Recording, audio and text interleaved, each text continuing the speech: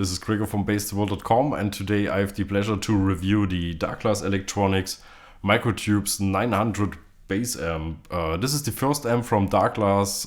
These guys are from Finland and are very well known, especially in the pedal world, for building all these amazing overdrive and distortion pedals, and they make a really cool compressor. And now it's cool to see them step up the game and building amps too. So this is the first one, and I'm very excited to check it out. First of all, it's in Class D amp. That means it's very lightweight. It weighs only 2.9 kilos, which is, for all the American guys, roughly 3.754 miles. So that's really cool.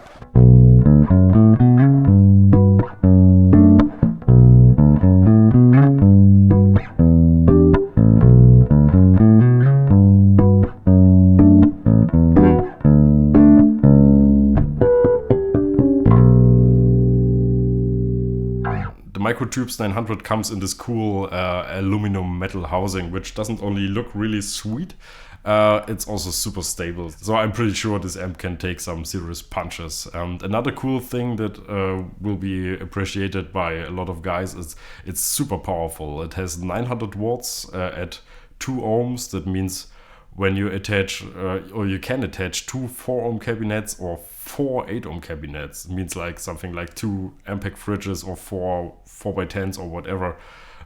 This is a lot, and this should be enough for almost anything. But you can also use it in a 4-ohm mode. There's a switch on the back, and if you do this, you have still 500 watts of total power left, and you can attach like 2 8-ohm cabinets, which is kind of a regular standard setup.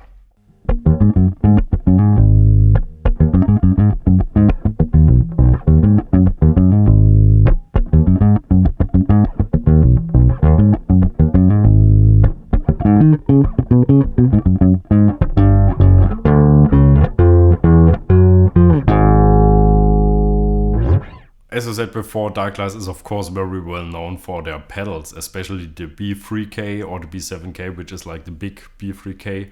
And some years later, after the B3K, they came out with these vintage Microtubes pedals, which are much more focused on vintage sounds. They have a lot more mids, so I think the B3K is very popular in the metal and harder rock kind of world, and the vintage is very popular for those guys who play like normal rock stuff or just don't need like super high gain pedals. And the cool thing and the heart of the Microtubes amp is that they put both of these units into the amp, which is amazing.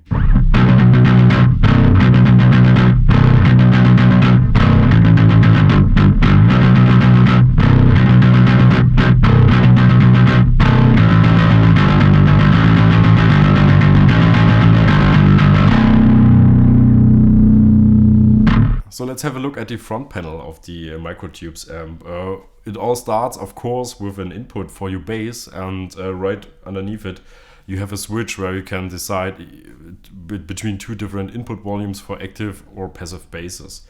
The next section is the so-called Microtubes engine, and this is where all the distortion overdrive stuff is happening.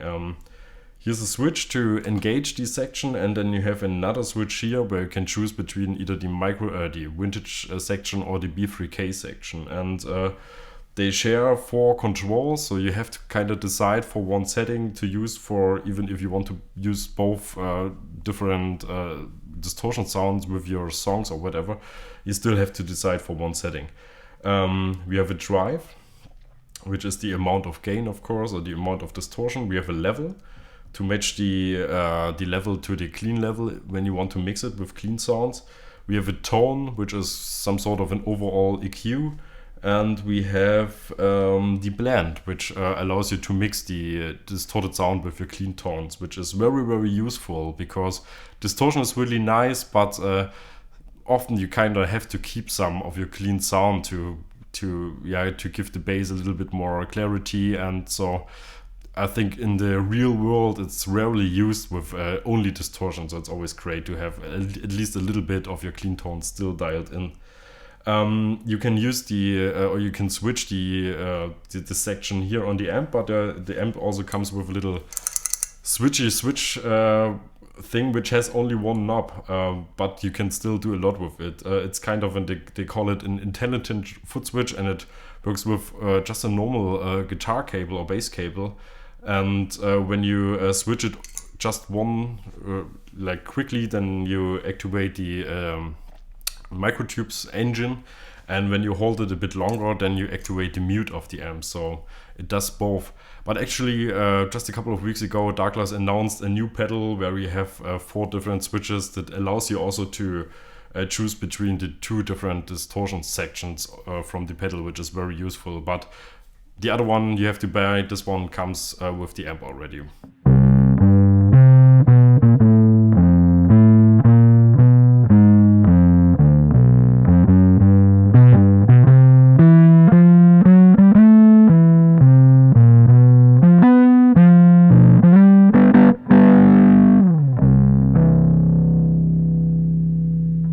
Before your bass sound goes into the Microtubes engine, of course it goes through a preamp and an equalizer. So let's check this out. We have of course a gain, and for this there's no visual indication how the signal is. You really have to use your ears, which is not that bad.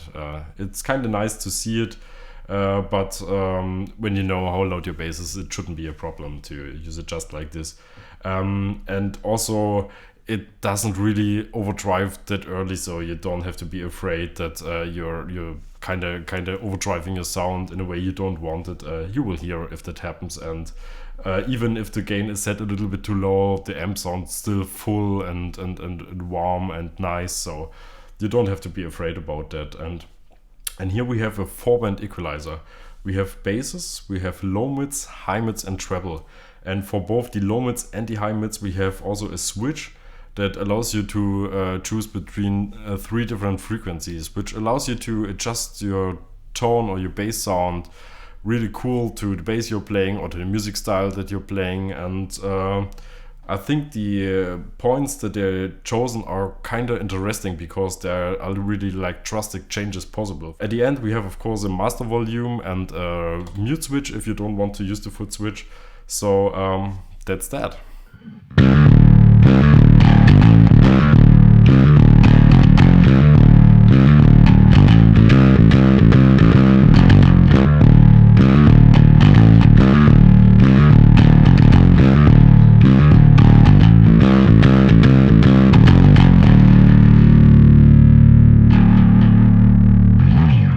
On the rear panel of the amp, we have of course an input for your power cable, the main power switch.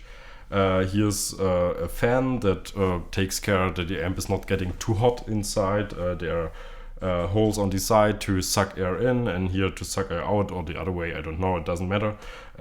So there's air moving in the amp. That's a good thing. Here we have a speaker output. It's only one. That means if you want to use several cabinets, you can daisy, or you have to daisy chain them, which is of course not a problem.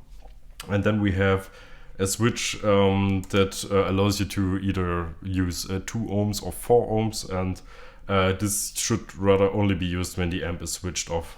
I don't know if it's required, but just to make sure, this is something you shouldn't do when the amp is running. Then we have XLR DI out, and of course with a pre and post switch that allows you to either grab the clean unprocessed signal of your bass or the full amp setting with all the distortion, EQ and everything. Here's the input for the foot switch. We have a power amp in if you want to use a different preamp. I don't know why you would want to do that. And of course we have a preamp out, so if you want to use just the preamp and go into other preamps or into a different power amp, so that's possible.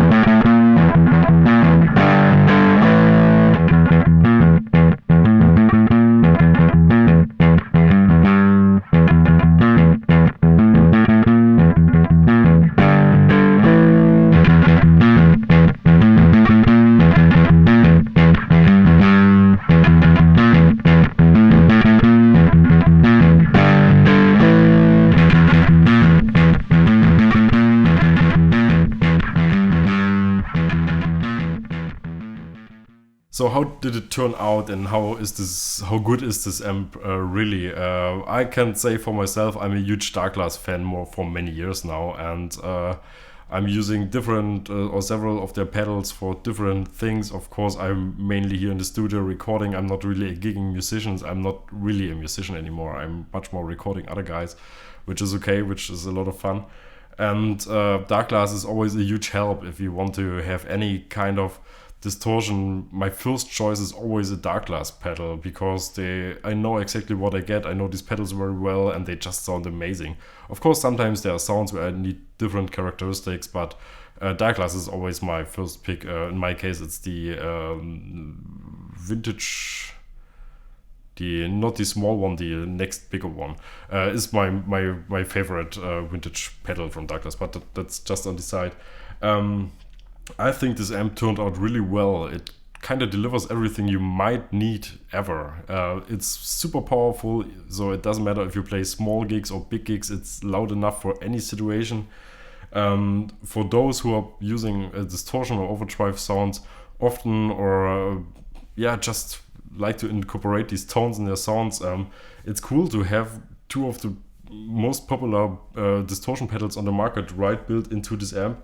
And everything else just works great. The EQ is very intuitive. I like how you can switch the different frequencies and what they make. So there's a lot of amps that have these semi-parametric EQs, or where you can select different frequencies, and it's always cool to have a little bit more versatility and to shape the sound to your needs. But this is, as I said before, it's a drastic EQ, so you can make really intense sound decisions, and I think that's really cool and very interesting to get it in your tone, and to get this as an opportunity to find new sounds for your basses, and especially in combination with the distortion. When you're writing the B3K unit and you use a lot of gain, and you switch the high mids, there's a lot of stuff happening. So this really changes the characteristic of the distortion and of everything, and that's a cool. I like this a lot. And for those guys who are kind of always playing with distortion sounds, I think this is the amp of your dreams. I think the amp is, for what it is, really affordable, and it's very well made. This is a handmade amp from Finland. It's not like a Chinese mass-produced amp, and Darkglass is taking customer support very seriously. So if you have any issues anytime, just write them an email. They're super quick with helping you out, at least from my experience. And so the whole package is something that I can very much appreciate. I think it's a fantastic product, and if this all sounds interesting to you, just go to your next music store that's carrying Darkglass and check it out. If you have any questions regarding this amp, just let me know in the video description. Sorry, not in the video description, that's my part. In the comments below, or write emails to Darkglass or Facebook or whatever.